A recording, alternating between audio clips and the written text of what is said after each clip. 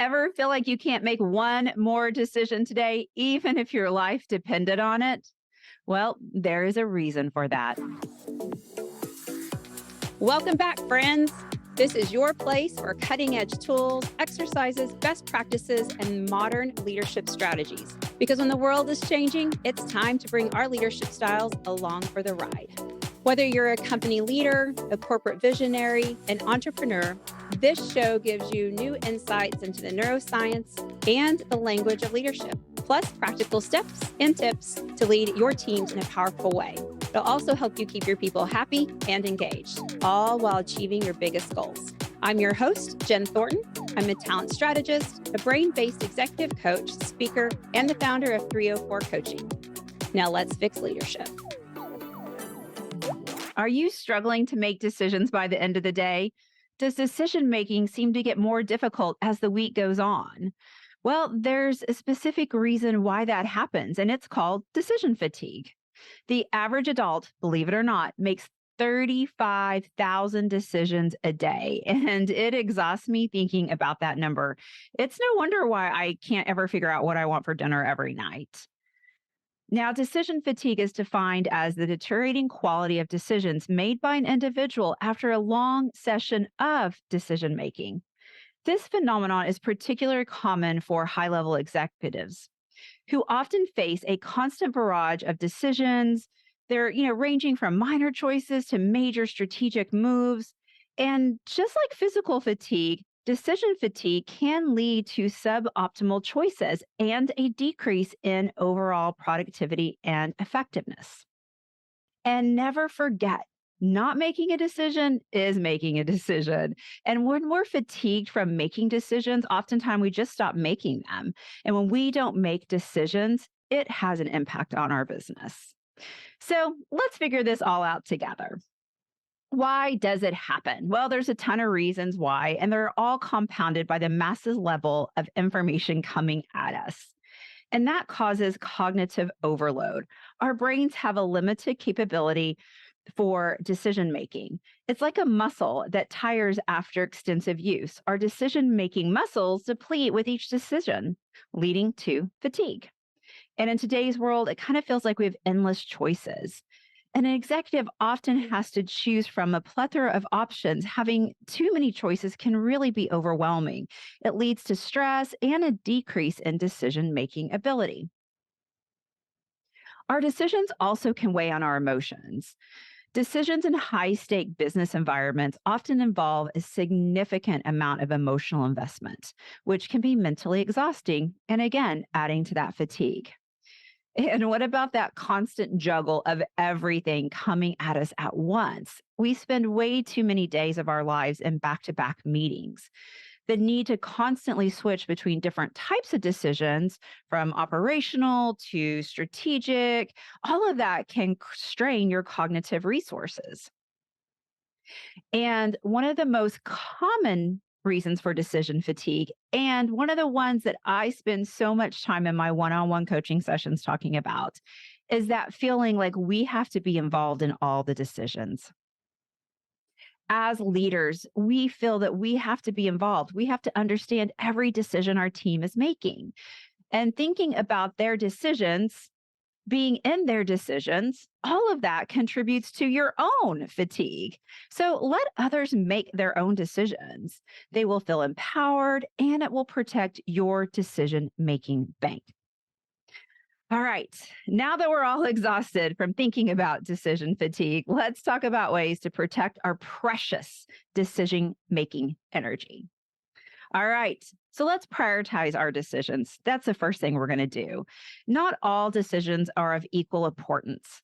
Prioritize them and focus your energy on the ones that are the most critical. Focus on critical decisions early in the week and early in the day. Never leave important decision making for a Friday afternoon. That's just not going to work out. So, check your calendars on a Friday afternoon before the next week. Think about all the types of decisions you will be required to make.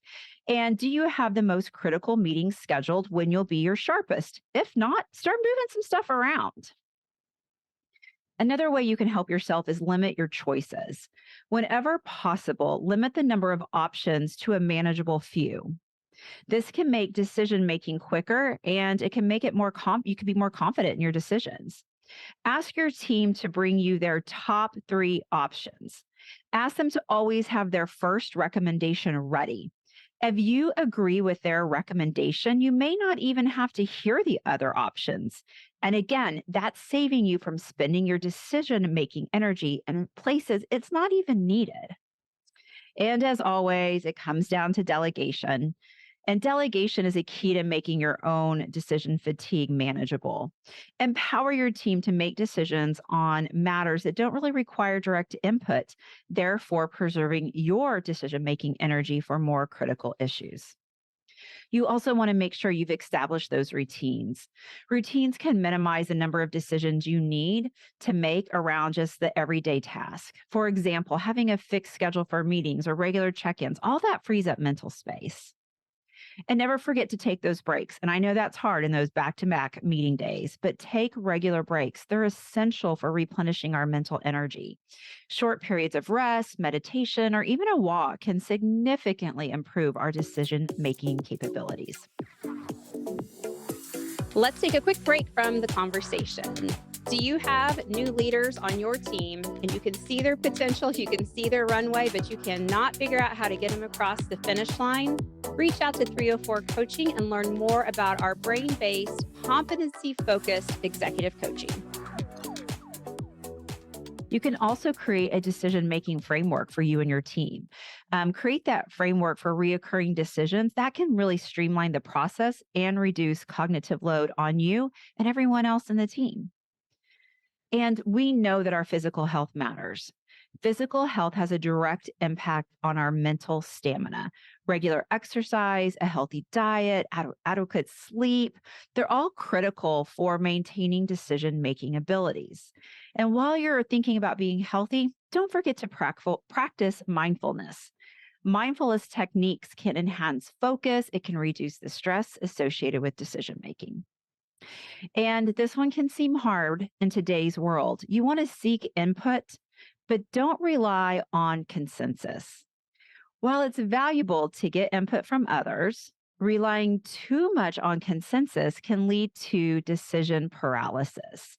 Trust your judgment and your expertise. There's a CEO that I've worked with for the last few years, and one of the things he always says is, we may not always agree, but we will always align. And he knows that sometimes we all have to get on board and we can't just go on and on and on because it really deteriorates the mental capabilities of that executive team. So, how about a peek into how I personally manage my decision fatigue? Here's some of my personal habits I keep that might seem really trivial. They're going to seem small. You're going to be like, this is silly, but it actually really helps me from depleting my own decision energy. For those of you who know me well, know I've worn the same color of nail polish for over 10 years, probably longer than that, actually. It's one less decision I have to make. I watch people come into the nail salon and they spend 20 minutes deciding on a color. And then I watch them try to decide if they even like it once it's on. But not me. Nuh-uh, I don't get caught up in that. I have one color, it never changes. And again, it's such a small thing, but removing small decisions give you the power to make the big ones. And here's a fun fact. I'm a vegetarian, have been for, gosh, probably almost 15 years. And one thing I've learned being vegetarian is it actually helps me manage decision fatigue. When I go to a restaurant with a group of people, there is typically only one vegetarian option. I select it as soon as I sit down, put my menu down, and then I watch everyone else around the table hem haw about what they should have for dinner. And if there's multiple vegetarian choices, I ask the server to pick which one is the best, and that's what I'm going to have. And again, I am delegating the task to the person in the room who would know best which of those options I would enjoy. Now, this isn't something I do, but I really see a lot of high level executives do it. They basically give themselves a uniform. And a great example of this is Steve Jobs. He always wore that black shirt and jeans. And he even talked about making the decision not to make clothing decisions every morning and how that really helped save up his decision making powers for what mattered. Now, these examples might seem so silly and so small, but everyone has small habits they can put on autopilot. And all of these examples are putting things on autopilot. And I really bet you have a few of them too. And as you go throughout your day, watch how many decisions you're making and ask yourself how you can remove them. Because removing as many decisions as you can for your daily activities, simple things like following a workout routine given to you by an app over trying to figure out what exercise you should do, or meal plan on the weekend so you don't have to worry about what you're going to eat every day. Plan your clothes for the week and then not worry every morning what you're going to wear. All of these small decisions help preserve energy for the decisions that actually matter. Decision fatigue is a significant challenge for high level executives, but with strategic management and awareness, its impact can be mitigated. By adopting some of these ideas we talked about today, you can maintain a high level of decision making processes, essential for successful leadership and organizational effectiveness. Because no great leader was able to fix leadership while they were fatigued by all the decisions they had to make that day. Thanks for listening to Let's Fix Leadership. By hanging out with me today, you're already on your path. If you're looking to learn more and to see if your company is a good fit for our coaching and leadership education, then hey, visit 304coaching.com. If you got value out of this podcast, share it with a friend. And it would mean the world to me if you would leave a thoughtful review and a rating on iTunes. Thanks again for listening, and I appreciate your work in fixing leadership.